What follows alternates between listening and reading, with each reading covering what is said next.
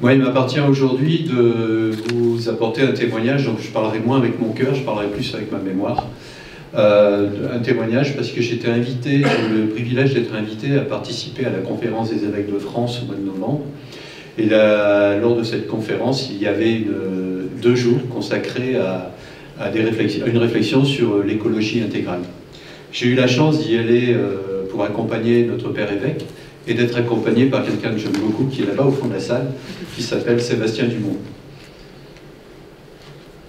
Quand vous arrivez dans un lieu tel que Lourdes, pour moi c'était en plus la première fois, pour participer à la conférence des évêques de France, vous êtes un tant soit peu intimidé. Et à peine avais-je franchi la porte de l'accueil Notre-Dame que je me suis dit, tiens, on est vraiment là pour plus de liens. Un évêque s'est approché de moi, il me dit, c'est la première fois que vous venez ici? Alors je dis oui. Et vous savez comment faire? Je dis, bah non. Et il me dit, bah venez, je vais vous accompagner jusqu'à l'accueil. Et puis, arrivé à l'accueil, c'est Monseigneur Éric de Moulin-Beaufort, que je reconnais parce que je regarde de temps en temps KTO, et qui vient me voir et qui me dit, ah bon, vous accompagnez qui? Vous êtes d'où? Etc. Et tout au fond de moi, je me suis dit, ah ah, je ne viens pas participer simplement à une conférence, mais je viens rencontrer les gens. Je viens, encore une fois, je sens quelque chose qui me dit, là, il va y avoir du lien. Et puis, nous nous retrouvons tous les trois, avec le Père évêque et Sébastien. Et petit à petit, au fur et à mesure des conversations que nous avons avec d'autres qui sont arrivés, nous comprenons que nous allons participer à quelque chose d'inhabituel, à quelque chose de particulier, et j'ai même osé dire à quelque chose de prophétique. Nous sommes là pour entendre ce que l'Esprit a à nous dire, à nous, mais nous, tous ensemble, évêques et laïcs. Les témoignages de la première matinée nous sont venus nous interroger dans notre quotidien et nous interroger sur la manière dont nous répondons à l'encyclique Laudato Si, que nous soyons évêques, laïcs, que nous soyons déjà engagés sur le chemin de l'écologie ou en train de nous mettre en route. Donc nous avons eu plusieurs temps d'ateliers avec une grande liberté de ton. Il n'y avait pas les évêques et les laïcs, nous étions vraiment des chrétiens rassemblés pour échanger, pour réfléchir, pour se laisser bousculer.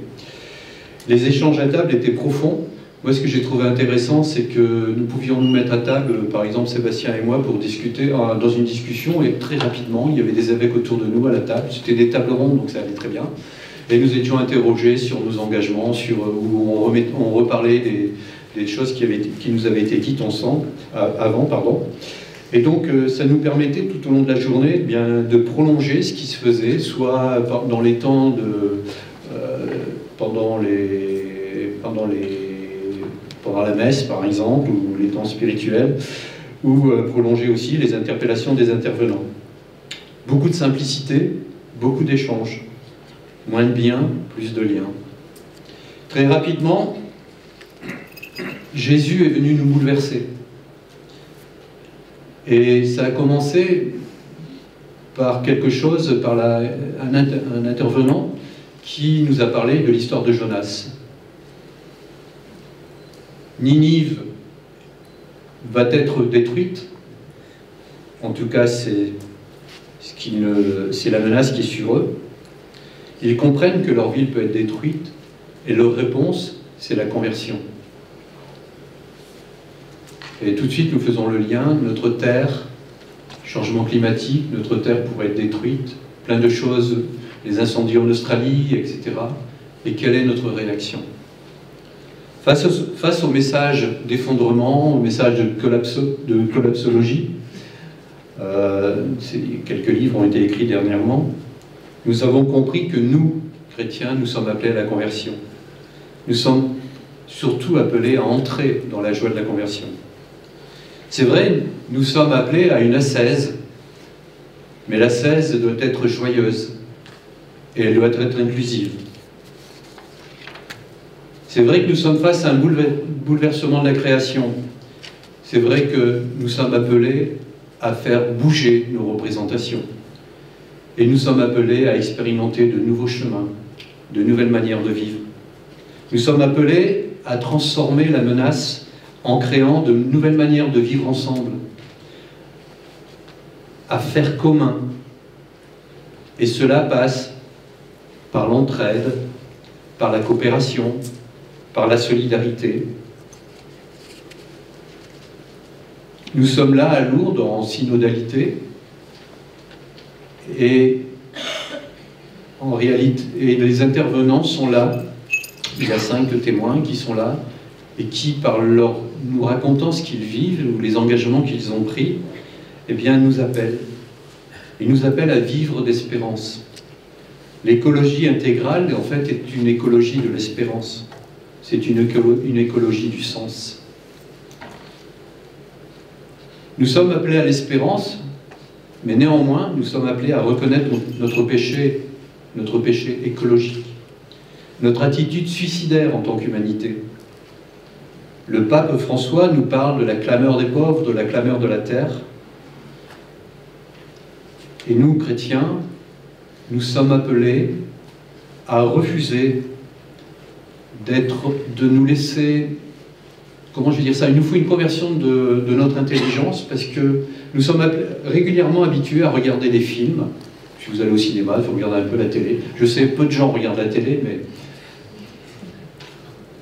en fait, nous sommes habitués à regarder des films où il y a des dangers, il y a des menaces, mais il y a toujours un héros qui arrive à la fin et qui efface toutes les menaces, qui rétablit tout. Le problème avec ce qui est devant nous, c'est qu'il n'y a pas de héros qui puisse le faire. Les grands scénaristes américains sont démunis. Il n'y a personne qui pourra revenir tout remettre en ordre. Nous sommes face à nos responsabilités. Alors, quand je dis ça, il ne s'agit pas de céder à un sentiment de désarroi. Nous sommes appelés à prendre de nouveaux chemins. Nous sommes appelés à regarder la réalité en face. Nous sommes appelés à vivre de nouvelles radicalités. Nous parlons souvent de sobriété heureuse, mais sommes-nous conscients des exigences de cette sobriété heureuse? Et Guillaume vient de nous parler d'une manière exigeante de vivre. Alors tous ensemble, là-bas, à Lourdes, nous avons compris qu'il va nous falloir apprendre à renoncer, à nous libérer de nos habitudes de surconsommation, non pas seulement pour perdre un peu de poids ou pour nous sentir un peu mieux vis-à-vis des pauvres, mais plutôt par amour pour notre prochain, par amour pour ceux qui vivent dans le dénuement, par amour pour ceux qui vivent déjà les conséquences des perturbations climatiques, par amour pour les migrants climatiques. Alors, nous avons été appelés à penser la maison commune comme une relation à Dieu, à soi, parce qu'il faut aussi passer par soi, une relation aux autres et à la création. Nous sommes appelés à l'interdépendance, et le péché est venu détruire l'interdépendance. Nous sommes plutôt à la recherche d'autonomie, de dépendance, de liberté. Et puis, nous avons oublié qu'à travers la création, nous avons l'empreinte de Dieu. Il fit pendant 7 jours, et à chaque fois, il dit « cela est bon ». Quand il fit l'homme et la femme, il dit à la fin « cela est très bon ». Si nous regardons comment nous avons été aussi appelés à regarder comment la création a appris à survivre. Et si vous lisez ces livres qui sont parus ces derniers mois sur la vie des arbres, etc., en fait, les auteurs nous parlent de solidarité entre les plantes. Et si nous regardons la création comme l'empreinte de Dieu, nous sommes aussi nous-mêmes appelés à plus d'entraide, à plus de solidarité, à plus d'exemplarité, plus de symbiose, moins de compétition, moins de bien, plus de lien. J'ai entendu une phrase qui m'a énormément touché, c'est « le péché, c'est l'intrusion du chaos dans la création de Dieu ». Alors je terminerai en disant que le lendemain, il y a eu une conclusion qui nous a été apportée par Elena Lassida et Fabien Revol, que beaucoup doivent connaître. Entrer dans le label Église verte, entrer sur le chemin de l'écologie intégrale, c'est initier un processus de conversion écologique. C'est une conversion du cœur et de l'intelligence. C'est adopter une autre façon de penser et par conséquent, une autre façon de vivre. C'est apprendre à créer de nouveaux liens, un peu le témoignage de Guillaume, au travers du souci des autres et de la maison commune. Alors, en quelque sorte, au travers de cette conférence des évêques, où nous avons été des laïcs invités, où tous ensemble nous avons participé à 2 journées de réflexion, les évêques de France nous ont montré le chemin. Et j'aimerais vous dire que ce matin, là, tel que nous sommes, paroisse, communauté, mouvement, école, lieu de vie, nous sommes tous appelés à suivre ce mouvement. Peut-être que c'est là le chantier d'évangélisation. C'est peut-être là un chantier d'évangélisation. C'est peut-être ce qui va nous permettre d'aller jusqu'aux périphéries. Et je terminerai en remerciant le Père évêque de la confiance qu'il nous a témoignée en nous emmenant dans ses bagages.